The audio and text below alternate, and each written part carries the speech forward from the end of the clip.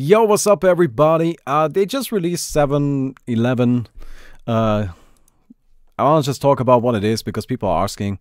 Now, there's really no point to showing anything in game, which is why I just have the patch notes here, and we're just gonna talk about what this means. Right? Like, I don't want to go into detail on the math. I just want to talk about what actually happens and why. Right, so this version is focused on changing how the gold and buyback formulas work. It's the only thing that was changed. There were no hero changes, there was no item changes. The only thing that got changed were formulas on gold and buyback. So that's kind of interesting. Buyback cost changed from 100 plus, and then level times 15 plus time times 0.25 to 100 plus net worth divided by 13. Buyback no longer reduces gold earned after respawning. So what this essentially means is that in most cases, the supports are going to have a very easy time to buy back. It's going to be pretty cheap, right? Like, we just played a game and one of our supports, like pretty late into the game, had like a buyback cost of 800, right? Another big important thing here is that before, as you can see, it's level times 1.5, and then there's like a time multiplier as well. Usually people are pretty close in levels. Like, there are never huge gaps in levels. That doesn't really happen. You know, like, you may have your carry be level 20 and your support be level 15, right? And yeah, that's kind of significant. But I imagine in that same game, like, let's actually go ahead and take a quick look at the game I just played, right?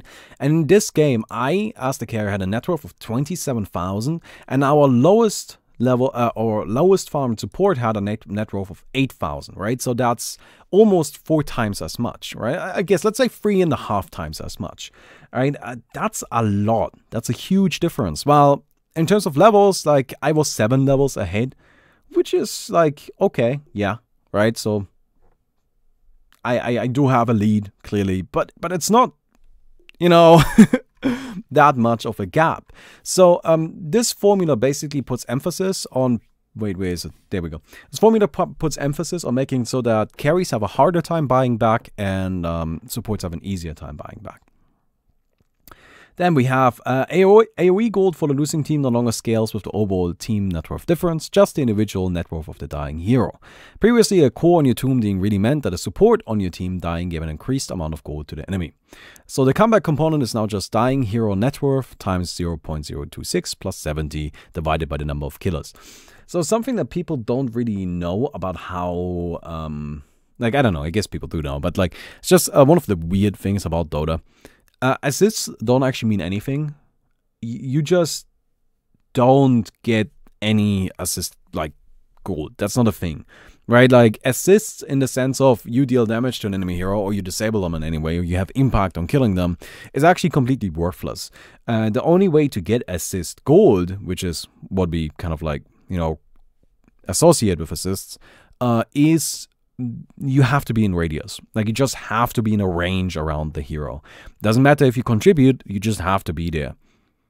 Now, when you kill somebody, that net worth difference, like, there wasn't a like comeback factor on that, right? So the net worth difference used to be based on your entire team.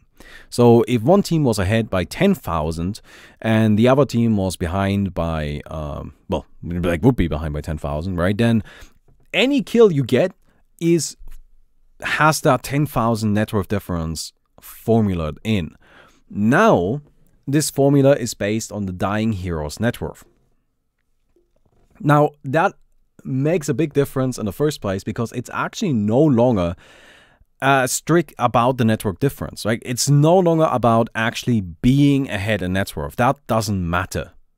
Right? Like, it's just not part of the formula anymore. It's not important that you're ahead in net worth. The only thing that matters is how much money you have. So a hero that may have 20,000 team on a 20,000 net worth on a team that has 50,000 gold behind is worth just as much in terms of a kill as a hero of 20,000 net worth on the other team. At least if it comes to this. So this comeback component that we had before has really been kind of like removed in that sense. What it does do is that supports are now worth less and carries are worth probably more, I would assume, right? The exact math is a bit tricky. Like you can see that the formulas are kind of scary. But yeah. Oh, like the previous format is only given to the losing team. Oh, I guess actually, so you do only give it to the losing team. So, sorry, my bad. So, like, it's still a comeback formula in that sense, right? But it just doesn't include the net worth and difference anymore. So, what you want to do when you're behind is you really want to kill the enemy carries. Like, that's what this encourages.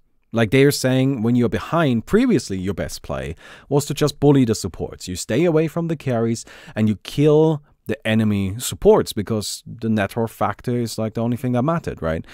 Or like the network difference is what mattered. And now, since the net worth is what matters, you kill the enemy carry.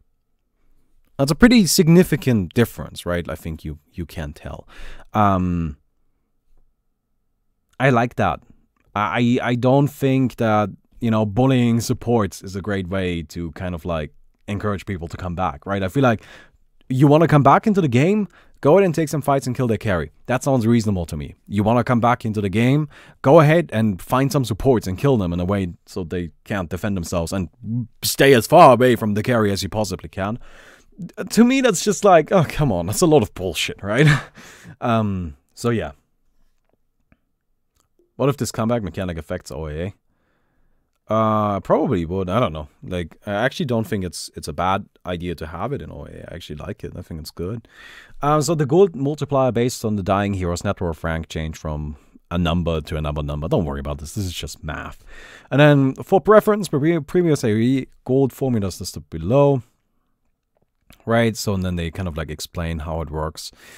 So essentially what we have to take away from this is that it's kind of a nerf to carries, right? Like that's what they're doing. They're making it so that they want to give supports more space, and like have supports have an easier time in general.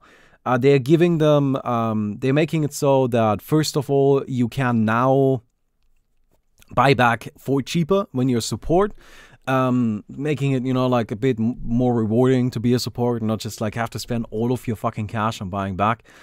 And they also make it so that if you are playing from behind, the main goal of the game is no longer to just hunt down the enemy supports, but instead to hunt down the enemy carries, which I think is good. I actually like all of these changes. I think these are just good changes to the game. So, yeah, I hope that helped. I know it's just kind of some math, but like I thought I might as well explain it a little bit. So yeah, I hope you guys enjoyed it. I'll see you guys.